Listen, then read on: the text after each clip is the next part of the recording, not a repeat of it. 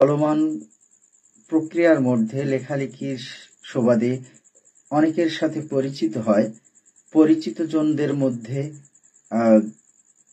কবি শেখ মাহফুজুল ইসলাম স্যার। কবিতা আসলে জীবনের কথা বলে। কবিতা মনের কষ্টগুলোকে উজাড় করে বলতে শেখায়।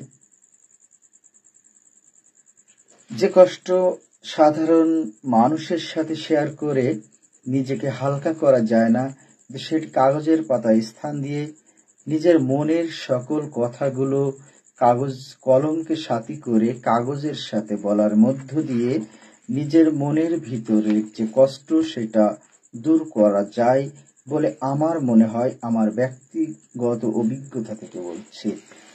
যখন আমি একাকিত্ব থাকি তখন আমি এই বইটাকেই বেশি ভালোবাসি এবং লিখতেও বেশি ভালোবাসি। সেই সূত্র ধরে আমি আজ আপনাদের আগুন পাখি, তোর চোখে যে আগুন জ্বলে সে আগুন যে ছড়িয়ে গেল ঘুমিয়ে থাকা নিদ মহলে। আগুন পাখি ডানার তলে বাতাস তো নয়, নীল রঙের এক অগ্নিধারা, স্রোতের মতো যাই ভেসে যায় তাকাই যারা আত্মহারা। আগুন পাখি পুড়িয়ে দিলি খায় খরচের লম্বা খাতা, পুড়িয়ে দিলে রাস্তা চলা যন্ত্র দানব, পুড়িয়ে দিলি ছাপোষা ঘর লোহ মানব, পুড়িয়ে দিলি স্বপ্নে বোনা স্মৃতির পাতা। আগুন পাখি তোর ঠোঁটে যে তীব্র নেশা, খুলবি খাবি খুবরে কাগজ, খুবলে খাবি নরম মগজ, খুবলে খাবি ইচ্ছা খুশি, গরিব দুঃখীর 3 বেলা ভোজ। আগুন পাখি তোর নাকে কি গন্ধ লাগে, মানুষ পোড়া গন্ধ কেমন, পোড়া শিশু কাঁদে যখন তোর মনে কি ব্যথা জাগে।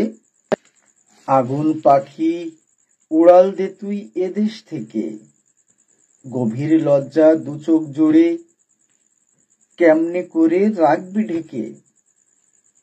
তোর আগুনেই ভস্ম হবি, অগ্নিপালক পড়বে খসে, অগ্নিপালক পড়বে খসে, কচি কাঁচাও উঠবে হেসে। এই যে কবিতাটি আগুন পাখি, এখানে জীবনের কথা আছে, কষ্ট দুঃখের কথা আছে, যাপিত জীবনের অনেক কথা এখানে উঠে এসেছে, যা ভালো লাগে। আমার একটি কথা বলতে চাই, হতাশা নয় প্রত্যাশার প্রতিচ্ছবি হয়ে বাঁচতে চাই।